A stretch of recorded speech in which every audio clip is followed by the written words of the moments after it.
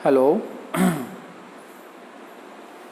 Hello students, देखिए पिछली class में हमने किंगडम मोनेरा के कैरेक्टर्स को देखा था। किंगडम मोनेरा के कैरेक्टर्स को देखने के पश्चात अब हम ये देखेंगे कि इसमें कौन कौन से लिविंग ऑर्गेनिज्म रखे गए हैं, उनके बारे में थोड़ा थोड़ा डिस्क्रिप्शन या डिस्कस किया जाएगा। आप ये देखिए कि किंगडम मोनेरा के जो मेंबर्स होते हैं वो कौन कौन से हैं। बैक्टीरिया, जिसको हम जीवाणु कहेंगे, साइनोबैक्टीरिया,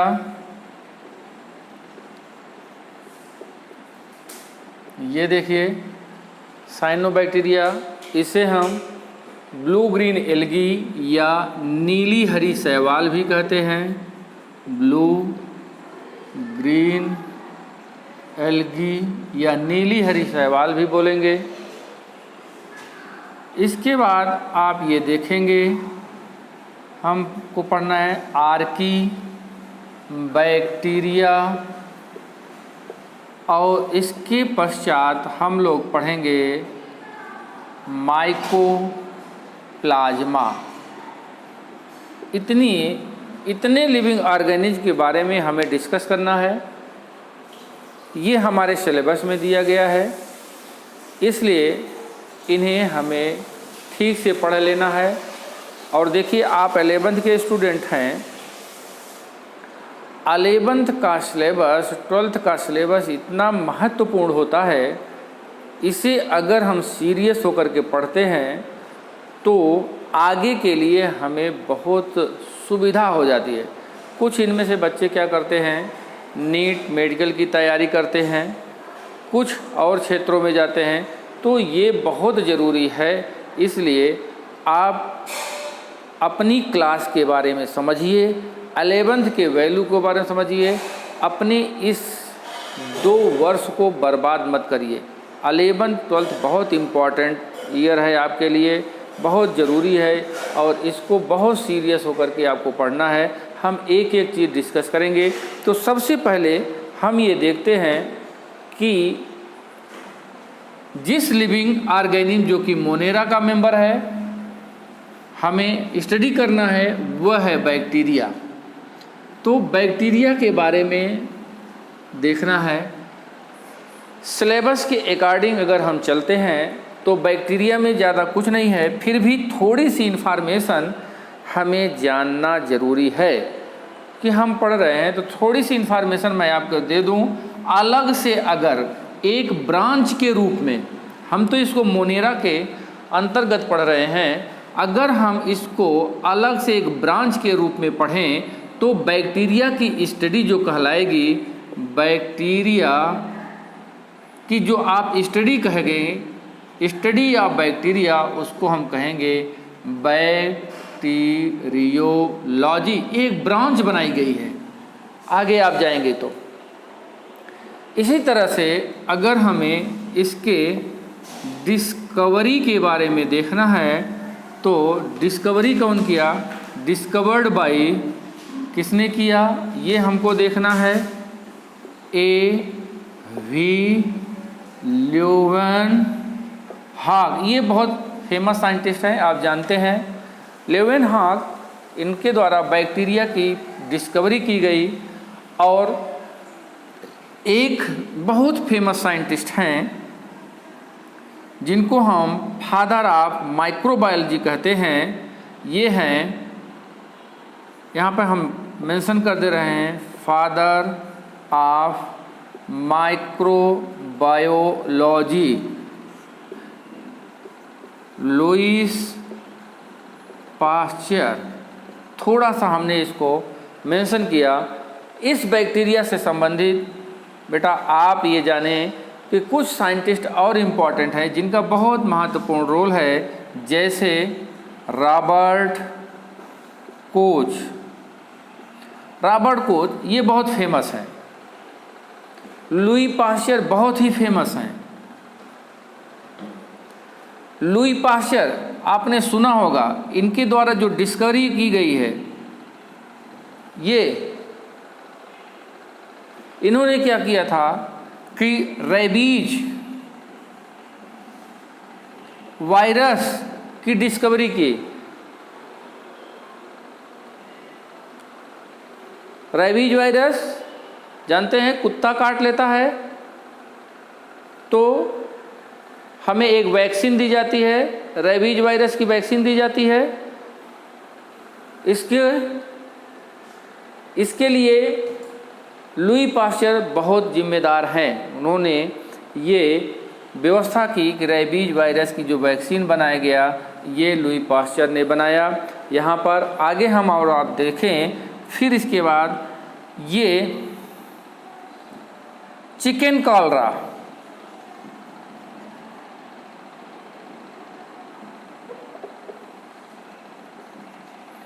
चिकन कॉलरा जिस बैक्टीरिया के कारण होता है, उसकी इन्होंने खोज की। तो कुछ चीज़ें हैं जो हमें एक इन्फॉर्मेशन के रूप में जानना ज़रूरी है। हम इसको केवल जानने के रूप में देखें और कुछ न देखें।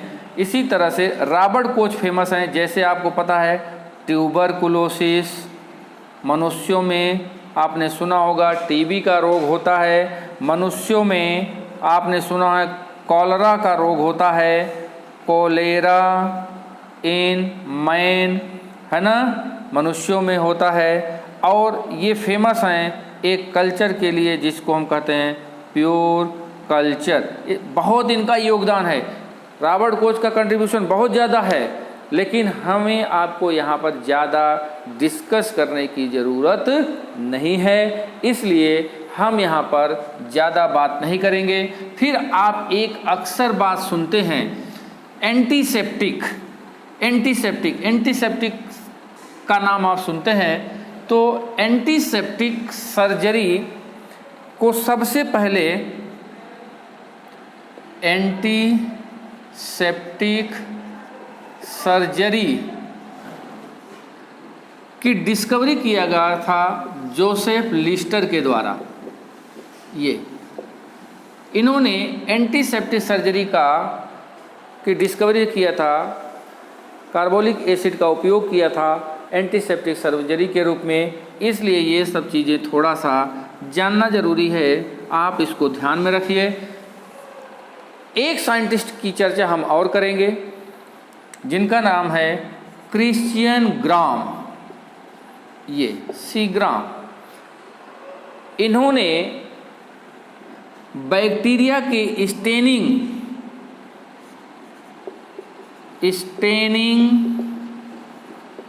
ऑफ बैक्टीरिया को कलर करने के लिए स्टेन करने की एक टेक्निक इन्होंने दिया। और इसी के आधार पर आपने सुना होगा, लोग कहते हैं कि बैक्टीरिया स्टेनिंग के अकॉर्डिंग दो तरह के होते हैं, एक ग्राम पॉजिटिव और एक ग्राम निगेटिव बैक्टीरिया। सुना है? तो gram positive gram negative bacteria इन्हीं के आधार पर दिया गया था। और इन्होंने क्या किया था, एक स्टेन जो तैयार किया था, इनके द्वारा जो स्टेन तैयार की गई थी वो है crystal violet. Crystal violet stain का उपयोग किया था ये, ठीक। तो इन्होंने क्या किया, बैक्टीरिया को स्टेनिंग के आधार पर दो भागों में डिवाइड कर दिया, जिनको हम ग्राम पॉजिटिव ऐसे भी लिखा रहता है इस तरह से, और दूसरे को हम कहते हैं ग्राम निगेटिव, ये ऐसे लिखा रहता है, gram positive and gram negative. कहने का यहाँ पे ये मतलब है, क्रिश्चियन ग्राम का जो कलर था वो पर्पल कलर था। ये जो क्रिस्टल वायलेट है, जब बैक्टीरिया को कलर किया गया तो वो बैगनी रंग का हो गया, पर्पल कलर का हो गया। तो जो बैक्टीरिया पर्पल कलर के बने रह गए उनको हमने नाम दिया ग्राम पॉजिटिव। और जिनमें एथिल एल्कोहल से धुलने के बाद ये देखा गया कि जो बैगनी रंग था वो धुल गया, तो हट गया, तो ऐसे बैक्टीरिया को नाम दिया गया ग्राम नेगेटिव बैक्टीरिया। ये इतनी सी इन्फॉर्मेशन जानना जरूरी था, इसलिए ये डिस्कस किया गया। अब हम आगे बढ़ते हैं बैक्टीरिया अकॉर्डिंग टू सिलेबस।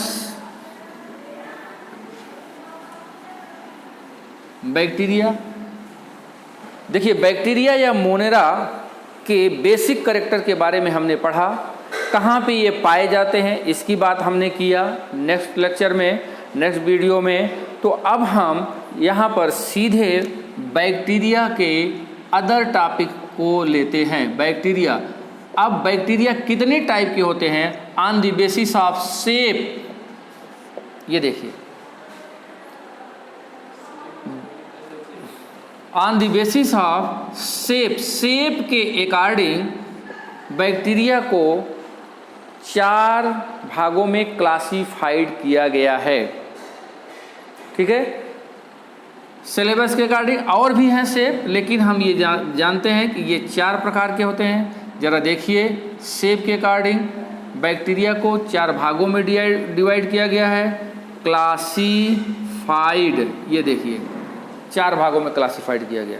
एक यहाँ पे देखिए जिसको हम कहते हैं कोकस, या हम इनको क्या कहेंगे स्फेरिकल, या इसको हम हिंदी में कहेंगे गोलाकार। ये देखिए कोकस बैक्टीरिया, ये कैसे रहेंगे? ये देखिए मैंने बैक्टीरिया बनाया, ये बैक्टीरिया है, ये बैक्टीरिया है। इस तरह की अगर शेप होगी, ये अलग से हम इनको दिखा दें, ये तो ये क्या हो जाएंगे? कोकस बैक्टीरिया होंगे, और इन्हें प्लूरल में कोकाई कहा जाएगा। दूसरा क्या हो जाएगा? दूसरा रॉड शेप्ड, रॉड शेप्ड, और ये क्या होते हैं? Bacillus, bacillus bacteria. कोकस bacteria, bacillus bacteria. Bacillus bacteria कैसे होते हैं? ये देखिए, ये रॉड शेप्ड होंगे, तो ये इस तरह के बैक्टीरिया अगर आपको दिख रहे हैं तो हम इनको कहते हैं कि ये बैसिलस बैक्टीरिया हैं। ओके, यहाँ पर ये स्पोर्स का है ये फॉर्मेशन, तो ये बैसिलस बैक्टीरिया हैं। और तीसरे टाइप के बैक्टीरिया में अगर हम चलें तो स्पाइरल, स्पाइरल बैक्टीरिया। ये कैसे होंगे? ये ज़रा देखिए, ये इस तरह से बैक्टीरिया होंगे, इनको हम स्पाइरल बैक्टीरिया कहेंगे। ये स्पाइरल बैक्टीरिया हो गए। और अगर हम इनको एग्जाम्पल में देखें, स्पाइरिलम, ये बैक्टीरिया हो जाएगा। ठीक है, स्पाइरल वैसे कहते हैं सर्पिलाकार, तो ये स्पाइरल हो गया। और नेक्स्ट पे हम चलते हैं, तो ये क्या हो जाएगा? आप ज़रा देखें, इसको हम कहेंगे कॉमा, ये क्या हो जाएगा? कामा टाइप का बैक्टीरिया हो जाएगा। और इसको हम ये समझ लें कि कामा टाइप का बैक्टीरिया कैसा होगा।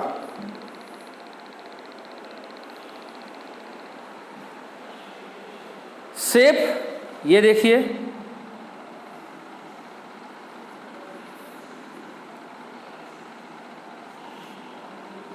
ये इस तरह से बैक्टीरिया होगा। इसका एग्जाम्पल क्या हो गया? विब्रियो। ये और स्पीसीज लें तो कोलेरी हो जाएगा, जिसके कारण कालरा होता है, विब्रियो कोलेरी।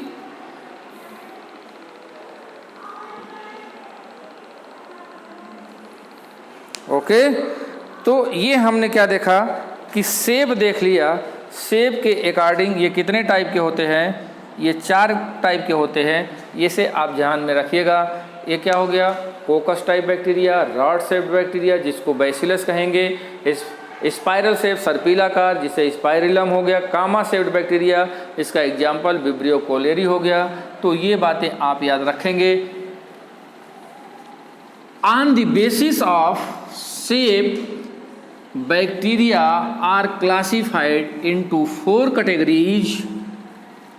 आपने देखा spherical, rod shape, spiral and comma type. ठीक है, अब हम अगर इसके स्ट्रक्चर को देखें तो काफ़ी बातें हम पढ़ लिए हैं, बहुत डिटेल में इसका स्ट्रक्चर नहीं है।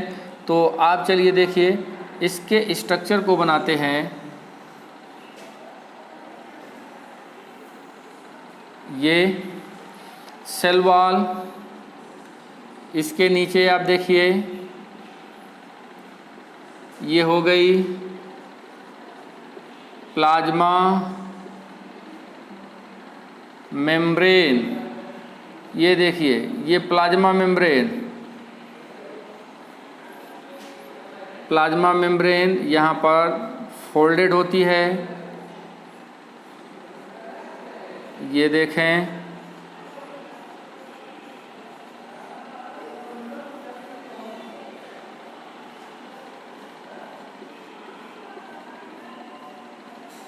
ये देखिए, और यहाँ पर ये देखें आप, ये हो जाएगा आपका बैक्टीरिया का साइटोप्लाज्म।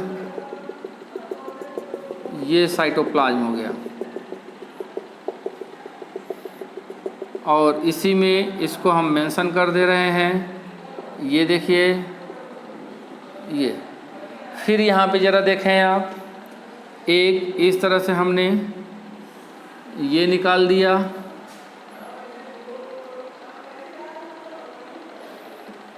ठीक है, हेयर लाइक स्ट्रक्चर जिसको फ्लैजेलम कहेंगे, और इनकी बॉडी सरफेस पर कुछ ऐसे छोटे हेयर लाइक स्ट्रक्चर होते हैं, जहाँ कहीं पर आप देखेंगे सभी में नहीं पाए जाते हैं। इस प्रकार से आप ये देखेंगे छोटे हेयर लाइक स्ट्रक्चर,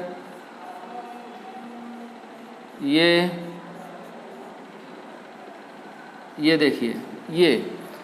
ठीक है, ये जो छोटे हेयर लाइक स्ट्रक्चर हैं इनको हम पिलाई कहेंगे, ये आपने देखा।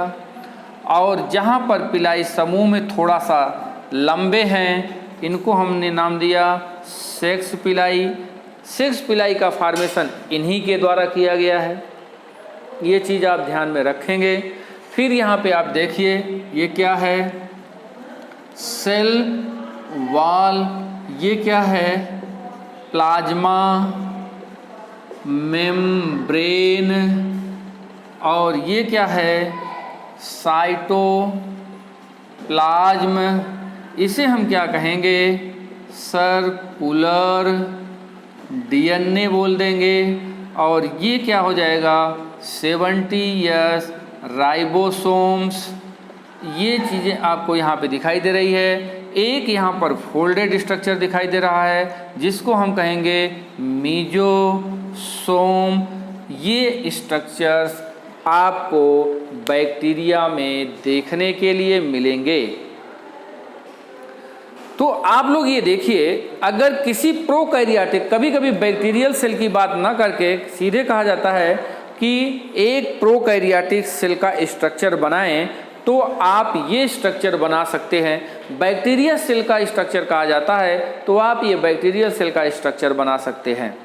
देखिए ये सारी चीज़ें आप यहाँ पे देख रहे हैं।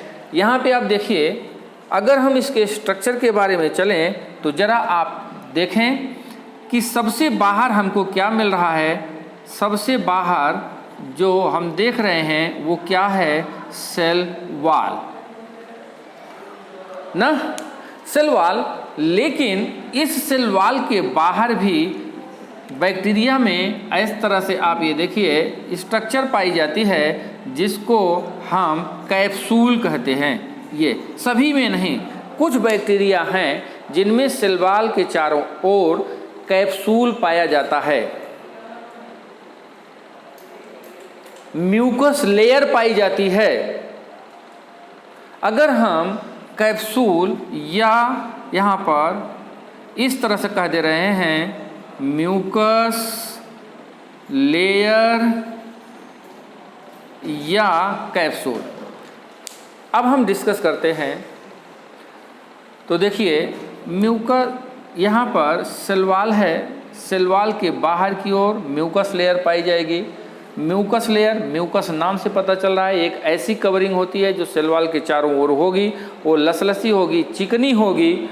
और जब इस म्यूकस लेयर में सबस्टेंस जैसे कार्बोहाइड्रेट, प्रोटीन, अन्य इस बैक्टीरिया का उत्सर्जी पदार्थ एक्सक्रेटरी सबस्टेंस जब इस म्यूकस लेयर में डिपॉजिट हो जाएगा तो एक हार्ड लेयर बन जाएगी।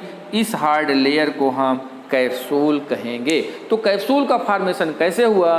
म्यूकस लेयर में कार्बोहाइड्रेट, प्रोटीन, अन्य बैक्टीरियल एक्सक्रेटरी मटेरियल के डिपोजिशन के कारण यहाँ पर हार्ड कैप्सूल का फॉर्मेशन हो जाता है। अब ये देखिए इसमें कैप्सूल का एडवांटेज क्या होता है बेटा? तो यहाँ पे आप देखिए कैप्सूल का एडवांटेज ये होता है, इस बैक्टीरिया के चारों ओर अगर कैप्सूल पाई गई तो ये बैक्टीरिया को प्रोटेक्शन प्रोवाइड करता है। जैसे हमारी बॉडी में कोई बैक्टीरिया प्रवेश कर गया और उस बैक्टीरिया को नष्ट करने के लिए हमने क्या किया? एंटीबायोटिक लिया, दवाइयाँ हमने ली, तो उस दवा से अपनी सुरक्षा करने के लिए इनमें कैप्सूल पाई जा रही है, अर्थात बैक्टीरिया के लिए ये प्रोटेक्टिंग या सुरक्षा कवच का काम कर रहे हैं। ठीक है, तो ये सुरक्षा कवच बनाया, कौन बनाया? कैप्सूल ने बनाया। फिर आगे हम देखें सेल वॉल क्या होती है। सेल वॉल को हमने नेक्स्ट लेक्चर में देखा था कि इसकी जो सेल वॉल होती है किसकी बनी होती है? पेप्टाइडोग्लाइकान। अब हम इसमें डिस्कस नहीं करेंगे क्योंकि हमने बता दिया था कि पेप्टाइडोग्लाइकान या म्यूकोपेप्टाइड की बनी होती है और इसकी क्या यूनिट होती है। आपको नेक्स्ट पिछले लेक्चर को देखना पड़ेगा, वीडियो को देखना पड़ेगा, तो वहाँ पे आपने देखा था पेप्टाइडोग्लाइकान की बनी होती है। आगे जो इम्पॉर्टेंट लेयर है सेल वॉल के ठीक नीचे, जरा देखिए, ये देखें आप, सेल वॉल के ठीक नीचे क्या पाई जा रही है? Plasma membrane. इसको हम क्या कहते हैं? Cell membrane. प्लाज्मा मेम्ब्रेन या सेल मेम्ब्रेन इस बैक्टीरिया के लिए बहुत इंपॉर्टेंट है, वेरी वेरी इंपॉर्टेंट। यहाँ पर आप देखोगे बेटा क्या है? सेल मेम्ब्रेन, मतलब हम बात किसकी कर रहे हैं? प्लाज्मा मेम्ब्रेन की।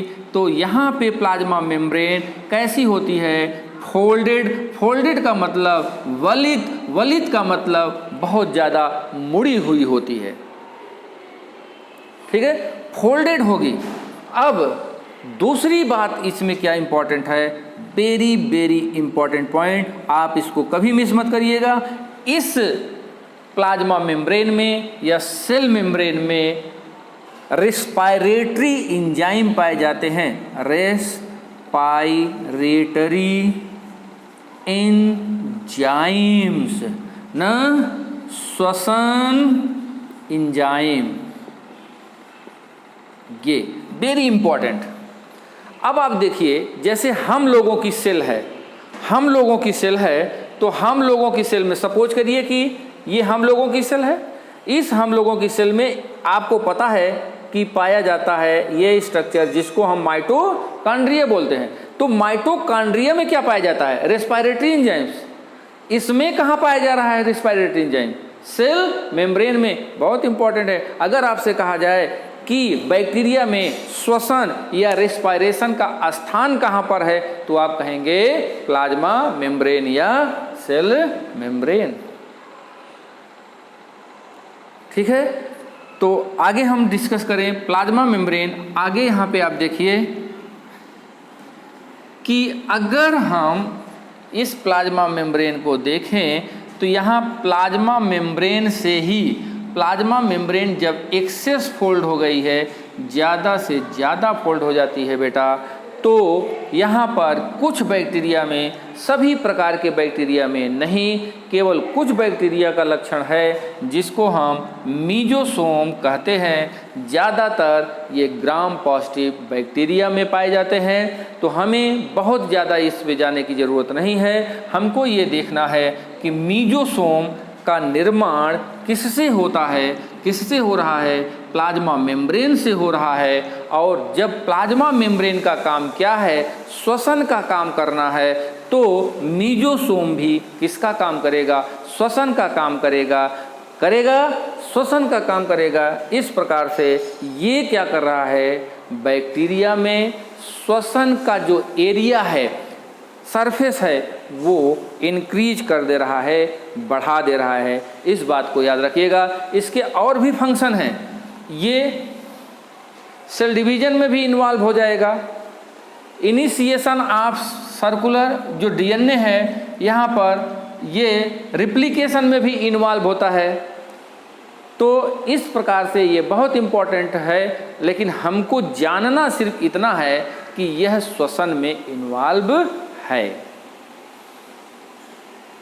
ठीक है, अब आगे हम देखें, ये देख रहे हैं एक लॉन्ग हेयर लाइक स्ट्रक्चर, जरा आप देखिए, जिसको हम क्या बोल दे रहे हैं, फ्लैजेलम। फ्लैजेलम क्या है, ये देखें, hair like, long, long means लंबी, हेयर मीन्स रोम, हेयर लाइक। और लंबी हेयर लाइक स्ट्रक्चर आप ये देख रहे हैं। और इसका काम क्या है बेटा, ये बैक्टीरिया को मूवमेंट, गतिशीलता प्रदान करता है। बैक्टीरिया को एक प्लेस से दूसरे प्लेस ले जाने में सहायक होता है। तो इसका काम क्या होगा, मूवमेंट, मतलब गतिशीलता। ये देखिए, मूवमेंट प्रोवाइड कर रहा है। और एक चीज़ जानिए, सभी बैक्टीरिया में फ्लैजेला पाए जाएं ये जरूरी नहीं है। फ्लैजेला अगर पाया गया, फ्लैजेला को हम ट्राइकस भी कहते हैं। और जिसमें फ्लैजेला नहीं है उसको हम क्या कहेंगे, एट्राइकस। जिसमें केवल एक फ्लैजेला है उसको हम कहेंगे मोनोट्राइकस। ये देखिए, और जिसमें ये देखिए, हमने मान लीजिए बैक्टीरिया बनाया, एक इधर और एक इधर, दो हो गए, इसको हमने क्या कह दिया, एम्फीट्राइकस।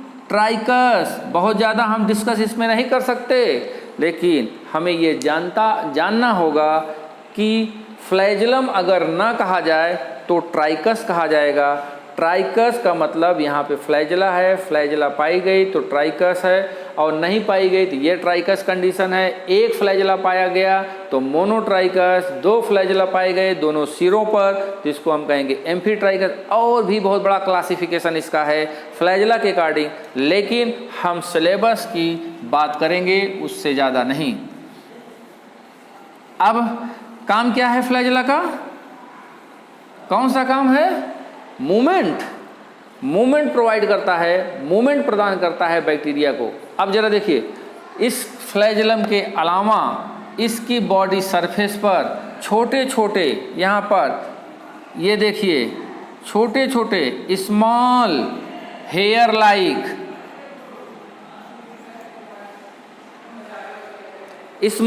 लाइक स्ट्रक्चर पाए जाते हैं।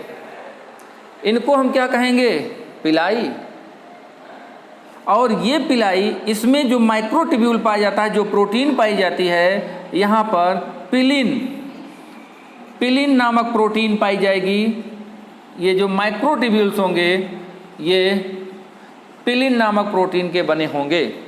तो ये याद रखना है, जैसे इसमें जो माइक्रोट्यूब्यूल पाए जाएंगे फ्लैजेला में, उसको हम कहते हैं फ्लैजेलिन।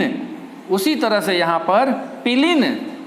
अब इनका काम क्या है बेटा, जैसे यहाँ पर आप ये देखेंगे, इसका काम है अटैचमेंट।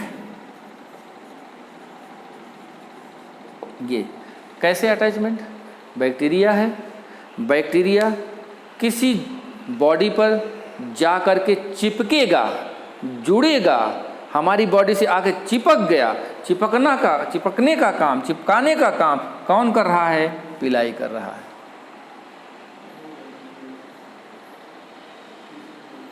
हो गया। तो इस बात को याद रखना है। इसी तरह से कुछ पिलाई लंबे होते हैं और रिप्रोडक्शन, मतलब कौन सा रिप्रोडक्शन, सेक्सुअल रिप्रोडक्शन में इन्वॉल्व होते हैं, इनको हम कहते हैं सेक्स पिलाई। सेक्स पिलाई, इसकी चर्चा हम आगे करेंगे। तो ये बात हम जानते रहें बेटा। स्ट्रक्चर में अगर हम यहाँ पे देखें तो अब हमें क्या बचता है, ये देखिए, ये पूरी बॉडी जिसमें न्यूक्लियस नहीं होता है, तो हम यहाँ पे क्या नाम दे दें, न्यूक्लियॉइड। क्या नाम दिए, न्यूक्लियॉइड। न्यूक्लियॉइड हमने किसको कहा, हाँ, विदाउट मेम्ब्रेन न्यूक्लियस, मतलब ऐसा न्यूक्लियस जिसमें मेम्ब्रेन नहीं पाया जाता, उसको हम न्यूक्लियॉइड कहते हैं। और इस न्यूक्लियॉइड में क्या क्या चीज़ें हैं, क्या है, डीएनए है, क्या है, आरएनए है, और क्या है, आरएनए और राइबोसोम्स है, ये सारे क्या बनाते हैं, न्यूक्लियॉइड बनाएंगे। ठीक है। तो स्ट्रक्चर में बेटा बस इतनी सी बात, हमने बैक्टीरिया के सेल के स्ट्रक्चर की बात किए। अब हम इसके लाइफ प्रोसेस की बात कर लें। अब हम डिस्कस करेंगे life process. Structure of the cell finish. अब हम डिस्कस करेंगे नेक्स्ट टॉपिक, लाइफ प्रोसेस।